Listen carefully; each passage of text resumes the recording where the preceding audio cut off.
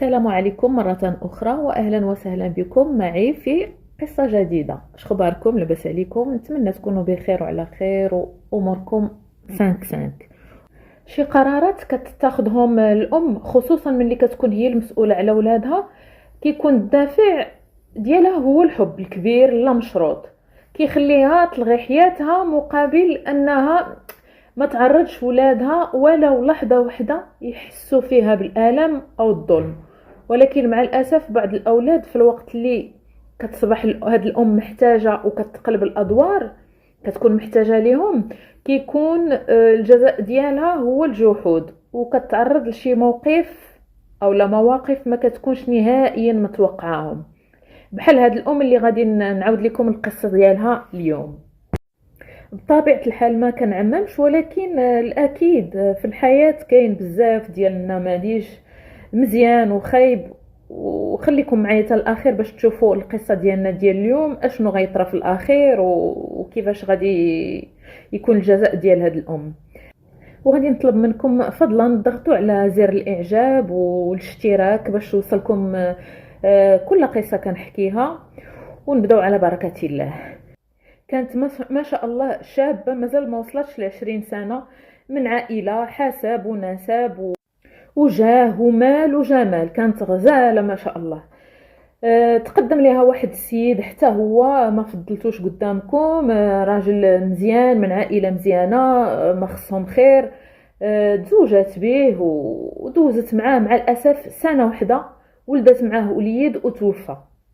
مني توفى الزوج ديالها هزت وليدها ورجعت لعند العائلة ديالها وبقات باركة معاهم، ومع تبارك الله كانت غزاله زوينه، فتقدموا لها بزاف ديال الناس، وكانت دائما كترفض. حاولوا مع العائله ديالها، علاش بنتي راكي مازال صغيره، واش تبقاي دافنه حياتك؟ كتقول لهم والو، انايا حياتي هي ولدي صافي، ما يمكنش ليا ندخل شي راجل على ولدي.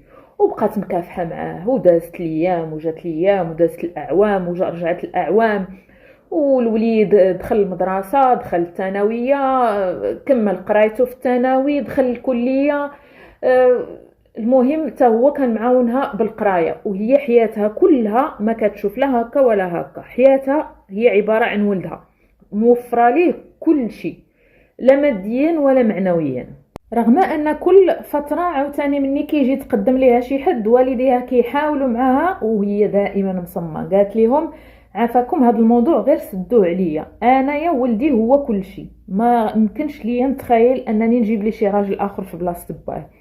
كملت حياتها هكا، ولدها كان تبارك الله كيبغي يقرا، واخا كمل قرايته تما في البلاد. واحد النهار جا قال لها الوالده انا بغيت نمشي ندير واحد التخصص ما كاينش تما عندهم في بلادهم، قال لها في بلد اخر وخاصني نمشي نقرا تما. قالت لي ولدي كي غديروا بوحدك وهادي وتسخب؟ قال لها والو. المهم هي كتفكر الحاجه اللي غادي يكون ولدها سعيد فيها كتيسر ليه. قالت لي واخا ولدي توكل على الله. فعلا مشى، وهي مسكينه ديما كتسنى غير الوقيته اللي ياخذ فيها العطله وما تكونش عنده القرايه يجي يشوفها، يجي يبرك معها شيامات وعاود يرجع، وبقى هكاك ملي تكون عطله كيجي يشوف مو ويرجع يقرا، وتبارك الله تا هو كيقرا مزيان ومركز في قرايته حتى السنوات الاخيره. وبلا كينقص شي شويه فيما تكون شي عطله كيقول لها الوالده لا راه خصني نوجد، خصني عندي امتحانات، خصني هادي. كتقول لي واخا ولدي الله ييسر لك الله ييسر لك، حتى كمل قرايته كامله وخدا الشهاده ديالو واتصل بها. قال لها امي صافي انا غادي نجي ولكن بصفه دائمه، صافي راني كملت. المراه فرحات غطير بالفرحه. قال لها وراني جايب لك مفاجاه معايا. قالت ليه مرحبا بك وبمفاجاتك. المهم جا السيده ما مسكينه ما مقصراش وجدات ليه كل شيء داكشي اللي عارفاه كيبغي. نهار وصل مشات كتستقبله في المطار، شافته مشات مسكينه طارت عنقاتو تبوس فيه وتعنق وفرحانه به. وشويه وهي تدور حداه معاه واحد الشابه. قالت لي شكون ولدي هذه؟ قال لها امي هذه هي المفاجاه اللي قلت لك. قالت ليه مرحبا. قال لها هذه هي المفاجاه وهذه هي مرتي راني تزوجت بها. مو بقات كتشوف هاد الشابه كانت تقرا معاه في الكليه، وتزوج بها المده اللي ما كانش كينزل عند مو، وهي راه كانوا مجوجين ومستقرين. المهم جابها معاه، قالت لها مرحبا بك بنتي، ولكن بقى فيها الحال. وفي هادشي كلشي دارتو عليه، هو ما علمها، ما قال لها راه غادي نتزوج، ما خدا رايها، حتى هي بغات تفرح به، بغات دير ليه نهار، كمداتها وسكتات ومشاو للدار.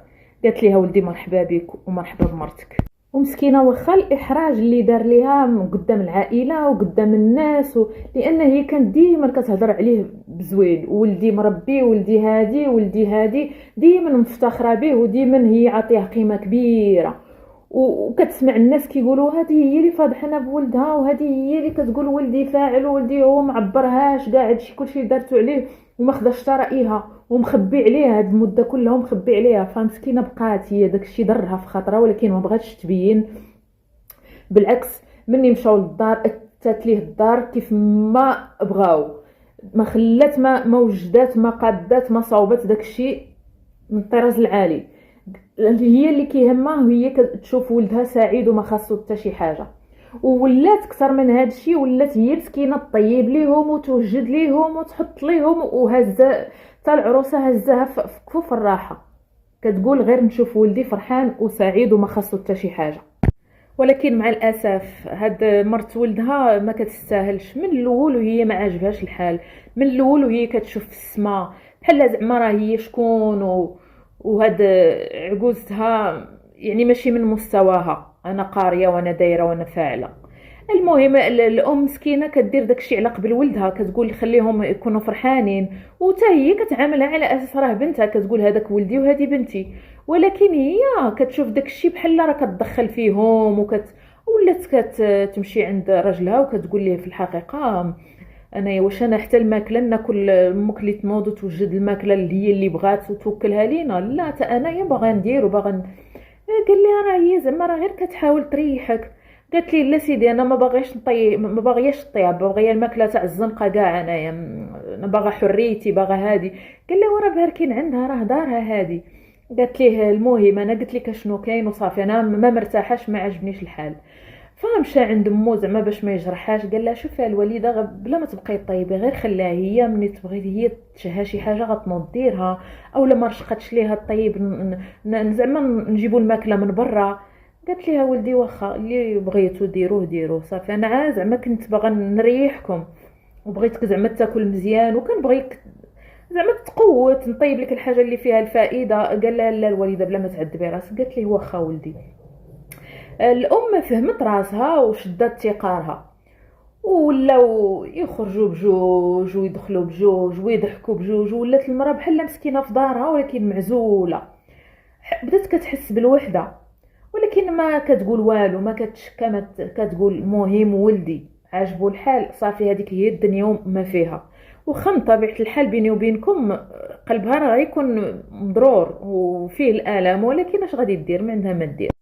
وغادي نفتح هنايا القوسين على ما لاحظت انايا غالبا المراه اللي كتكون عندها، اللي كيكون عندها ولد واحد، فالاغلبيه هي اللي كيطرى لها بحال هكا، لان على حسب، على اعتقادي انايا كيكون عندها الاهتمام اكثر من القياس، لان كيكون عندها غير واحد فكيكون الحب مضوبل والاهتمام مضوبل، ماشي غير مضوبل، كتر كيفوت الحدود. يعني هذا الولد هذا كيكبر وهو ما كيعرفش شنو هي، كيعرف غير ياخذ، كيتعود غير ياخذ من عند الام ديالو، فما كتولي دير هي كلشي في بلاصتو وكتعطيه كلشي ما كتملك، فهو كيتعود هكا، كتولي فيه واحد النوع تاع الانانيه. فسبحان الله لاحظت انا مني الام اللي كيكون عندها غير واحد كتهتم به اكثر. حنا دائما كنعرفوا حنا الشيء لا زاد على حدو كينقلب لضده، فكتعطيه اهتمام اكثر من اللي خصو ياخذ، وبالتالي هادشي كينعكس.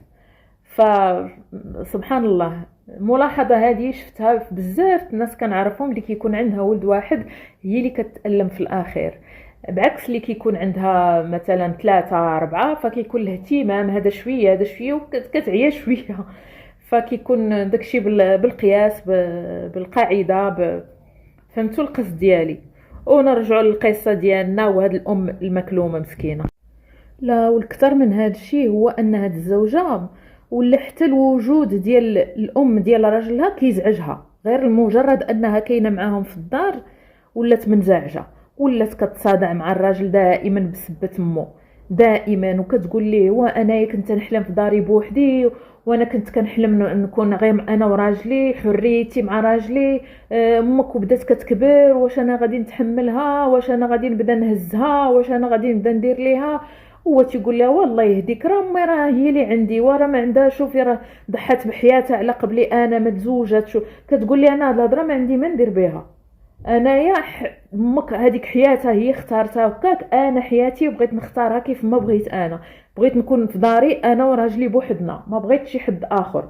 ومن هنا لغد من هنا لقدام غادي يكونوا عندنا وليدات، فانا ما باغيش مسؤوليه اخرى، وامك راه بدات كتكبر بدات كتعيا، شوف ليك شي حل. وتقول لها الله يهديك، واش انا غادي نلوح امي؟ ما راه ما عندها حد من غيري. كتقول ليه شوف هذه هي الهضره اللي بغيتي نكملوا انا وياك، شوف حل امك.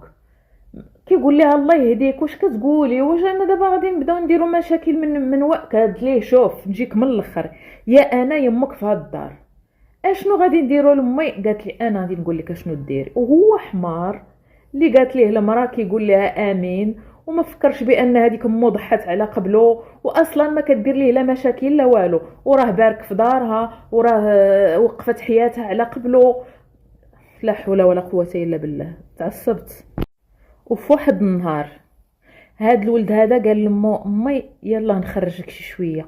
امو مسكينه طارت بالفرحه، الله ولدي غيتفكرني، ولدي غيخرجني، ولدي غادي يديني نتمشى. طارت بالفرحه، قالت ليه يلا ولدي، داها خرجها كيتمشى هو وياها، داها حدا الحديقه بعيده عليهم شي شويه، كتمشى واحد شويه. قالت ليه بلاتي يا ولدي نبرك شويه نتسارح. بركت في واحد الكرسي في الحديقه، قال لها انا غنمشي نجيب لك الماء. ومشى عطشات مسكينه، وقال لها غنمشي نجيب لك امي الماء، تسنيني هنا. هو مشى وهي بقات كتسنى. دازت قسم، دازت 5 دقائق، دازت 10 دقائق، دازت ربع ساعة، والولد ما جاش، وهي كتسنى. دازت نص ساعة، دازت ساعة، وولدها ما بانش. واحد شوية وهي تمجيه واحد السيدة لابسه لبسه زي كانها خدامه في شي مصحه او لا، المهم دوك اللي كيكونوا لابسين طابليات وعندها هنا في الجيب مكتوب الاسم ديالها وهذا. قالت لها السلام الحاجه. قالت لها وعليكم السلام بنتي. قالت لها انت هي فلانه؟ قالت لها اييه بنتي انا فلانه، باش عرفتيني؟ قالت لها المهم الحاجه يلا معايا البيرو ديالي، بلا ما تبقاي باركه هنايا شويه غادي يظلم عليك الليل والجو ماشي هو هذاك وتمرضي، يلا معايا البيرو وغادي ندوي انا وياك. قالت لها لا راني كنتسنى ولدي غادي يجي هنايا، راه مشى غير يجيب لي الماء وتعطل عليا. قالت لها ايه عرفت، غير يلا معايا البيرو وغادي ندوي انا وياك وغادي نشرح لك كل شيء. مشات معاها مسكينه، دخلتها البيرو، قالت لها تفضلي. قالت لها الحاجه واش عرفتي انتيا فين هنا؟ قالت لها لا ما عرفتش فين انا. قالت لها شتي هاد البنايه كامله اللي هنايا وهاد الناس اللي كاينين هنا راه حنا كلنا بحال عائلتك الثانيه. قالت لها كيفاش؟ ما فهمتش كيفاش عائلتي الثانيه؟ شرحي لي يا بنيتي راني ما فهمت والو. وولدي فينا هو؟ قالت لها ولدك راه في خبار وانتيا هنايا وراه غادي يجي. قالت لها غير شرحي لي شنو هنا دابا. قالت لها الحاجه دابا هنايا الا بقيتي معنا غادي نتهلاو فيك، كاين فين تنعسي، كاين الطبيب، كاين الدواء، كاين فين تمشي اللي يمشيوك الا خصاتك شي حاجه يجيبوها لك، يوجدوا لك ماكلتك، حويجاتك نقيين، كلشي اللي حليتي عليها فمك غادي تلقايها هنا. قالت لها ما فهمتش يا بنتي شنو علاش انايا غادي نبرك هنا، راه عندي داري. قالت لها الحاجه هنايا هاد البنايه هذه راه هي يعني حنا كنقولوا دار العجزه، يعني دور المسنين، يعني دور لرعايه المسنين.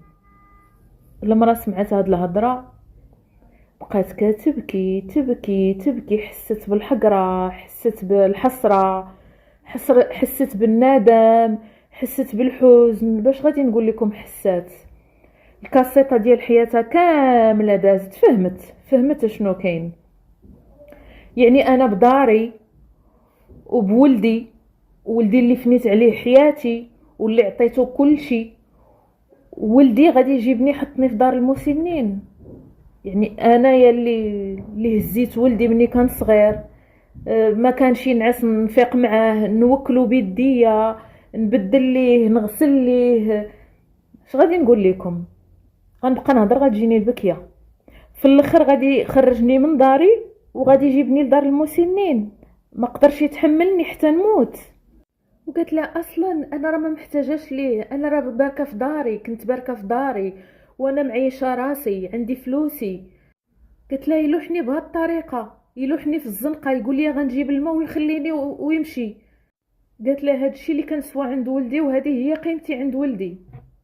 هاد المراه مسكينه بقات كتبكي وقلبها كيتقطع من الداخل، وكتشوف راسها كيفاش تلاحت من اهم انسان عندها اللي هو ولدها، وكيفاش تلات بها الايام، والطريقه باش لاحها في الزنقه، باش في الاخير يتفق مع الناس يديوها لدور العجازه.